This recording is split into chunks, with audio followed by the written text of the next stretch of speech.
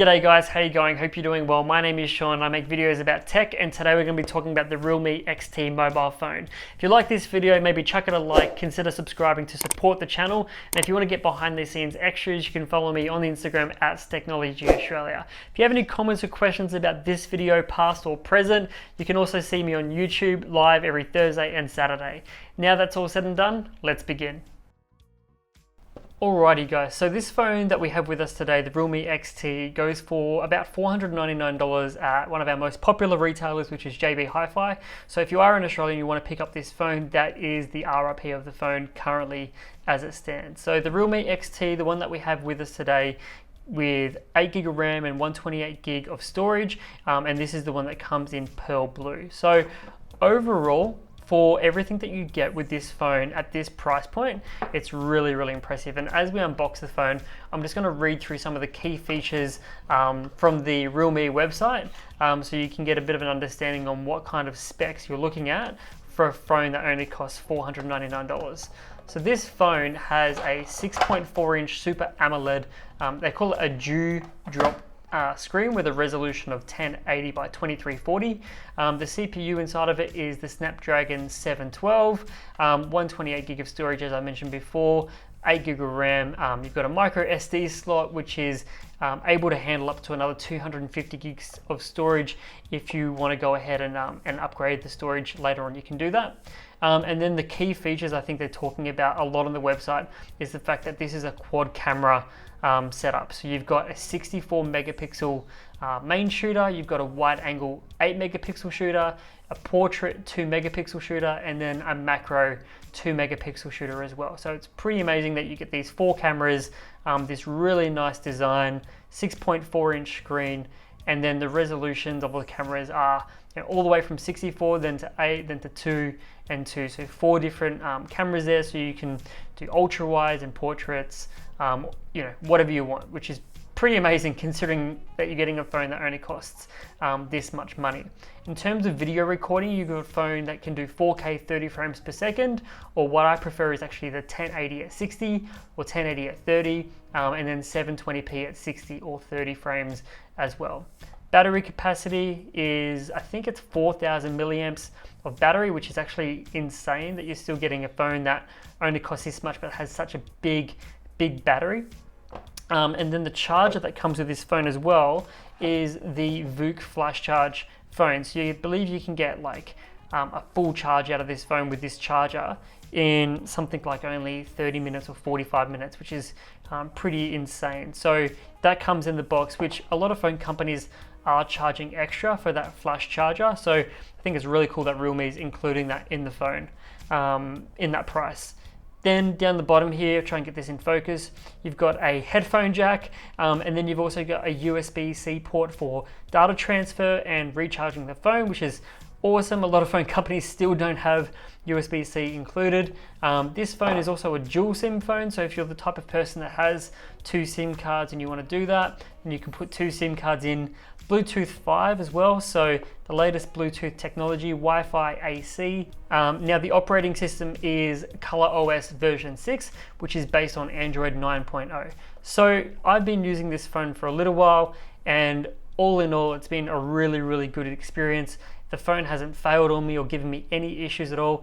And I guess the question is, for $499, like, what else do you possibly want or need? Now, something else that I actually just realized I didn't mention was that the fact that this phone also has a 16 megapixel shooter at the front, and then you've also got here a in-display fingerprint reader. So I'm not sure if you can see it. I'll try and lock it and demonstrate it for you guys. So there's a little fingerprint I guess icon or graphic on the screen, and if you put your thumb where you're registered on the actual screen there, you can see on camera, you can touch to wake it, and then you can touch again, and you can literally unlock the phone by putting your fingerprint onto the screen. So there is actually a fingerprint reader built into the screen, which I think Apple did want to do on one of their phones at one point, but was unsuccessful. And I mean, it's not perfect as you can see every time, but the fact that you get Face ID and the Touch ID on the phone is actually incredible.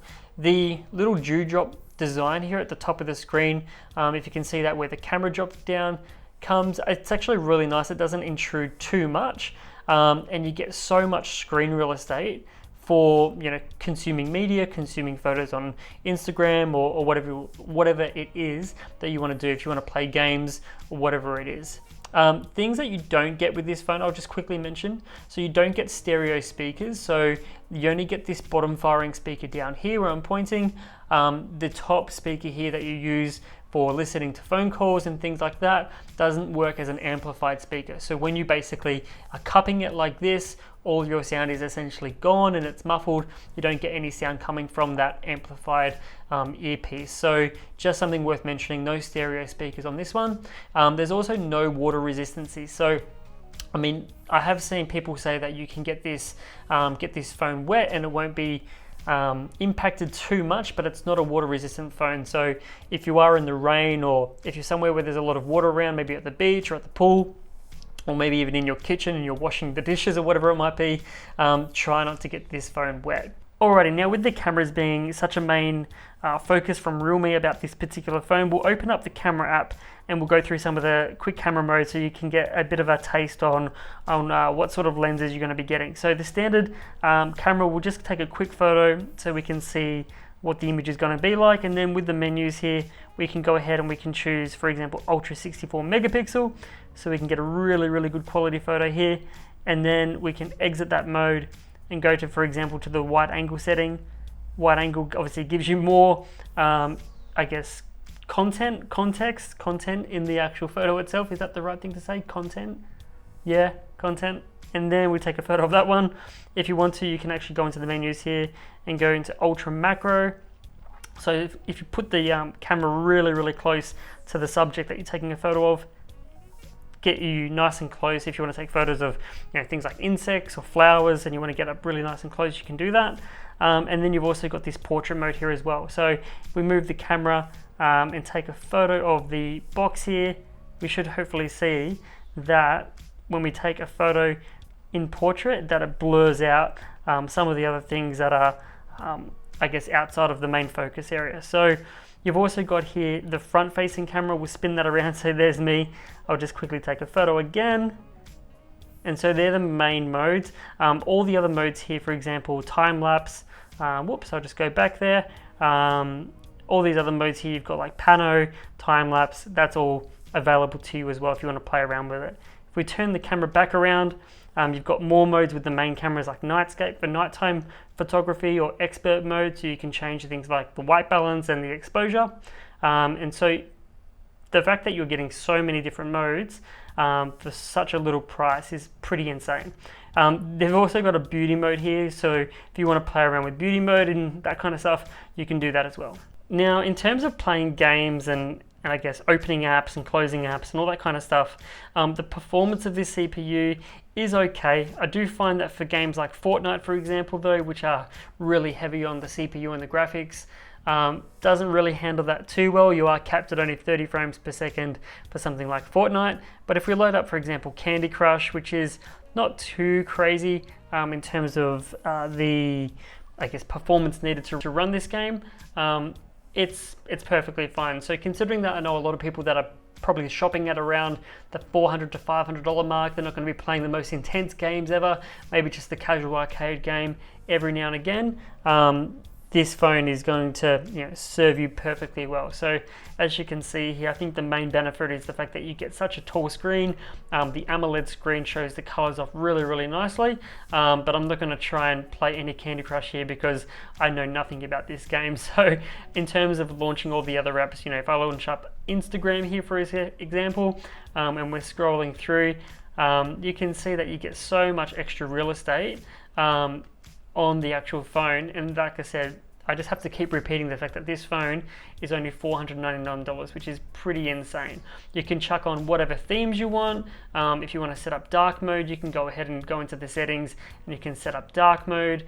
You've got all the options here for managing your settings and your network, display brightness. In the battery area as well, you can go ahead and turn on things like power saver mode or power performance mode, so you can get even more performance from the phone, but that will come as a cost to your battery life. So I guess only put on that mode if you're near a charger and you need to get the absolute most performance from the phone. So now that we've covered basically all of the hardware and software of the phone, let me tell you what I think of this phone, considering I've used it now for a few weeks. Alright, so now that you've got an understanding of the phone and all the features, tech specs and all those other little details that you might want to know about this phone, in terms of real world use, so I went out for a few weekends with this phone, with my SIM card in it, and it was my daily driver, and I was using it to go on Instagram and take a lot of photos, make phone calls, text, all that kind of normal stuff that you would do with a mobile phone. For the price, I know I keep talking about price, but for $499 with all the specs that you get for a mobile phone at this price point is absolutely incredible. And I think back to what phones were like 5 years ago even, and to try and get all of those specs at this price point just was simply not possible. So if you are the person that doesn't want to splash out on the new flagship phones, which are now exceeding $1,000 more and more often, and you only want to spend $400 or $500 and get a lot of bang for the buck, then this is the phone that I would definitely be considering. The fact that you get 4 cameras, all the tech for this price point is just insane. In terms of the cameras, I know that's a big focus for Realme, and this is their flagship phone. The disappointing thing for me for this phone, and one of the only things that I can really say that disappointed me a little bit, was the image stabilization for video recording. When you're doing 4K 30 or even 1080p 30 frames per second, and you're just walking along and you're maybe Snapchatting or Instagramming someone out in public and it's just completely random, the footage is quite shaky. Unless you're perfectly positioned that you can be quite steady with the phone, the image quality when you're videoing isn't that great. When you're at 1080p 60 frames per second, it's a lot smoother, because obviously, you know, you're getting more frames, and so you don't notice those stutters as much. And that's probably what I would recommend to most of you who are going to be using the phone from Realme, is recording at 1080p 60 frames per second is definitely the sweet spot. The performance of this phone, considering it is the flagship, for gaming, for 3D games, for like Fortnite or anything that might be like maybe PUBG, especially if you're a young teenager, I think you're probably expecting more. But for other games like Candy Crush or Jetpack Joyride, performs perfectly fine. And then, you know, with all the different apps and themes and launches, you can really customize this phone as much as you want. Media consumption was great. Watching some TV or some episodes of Rick and Morty via Netflix was great. The sound was awesome. It would be nice if they could just maybe amplify that receiver so that way you get some stereo sound, because I know a lot of you are cupping the phone with one hand, and so what that might mean is that you're basically losing all of the volume from whatever you're trying to listen to. So that could maybe be something they improved on the next model, and maybe some water resistancy. Maybe not like to 2 meters deep or 3 meters deep or anything like that, but just some simple water resistancy, so that way if you get caught in the rain or you're in the kitchen, you can, you know, feel a little bit more confident having this phone around wet areas and not I guess worrying about if the phone's going to die or not. So overall, there's nothing really too much to complain about. The image stabilization for video was my main thing. Taking photos and everything else was still great. And if you're shopping around this price point, I don't think you can get anything better. So let me know what you think in the comments. Do you think I was wrong? Do you think I was maybe being a little bit too harsh? I don't know, you tell me. Thanks for watching this video. Chuck it a like. Thank you to Realme for sending this phone over for review, and I'll see you guys in the next one.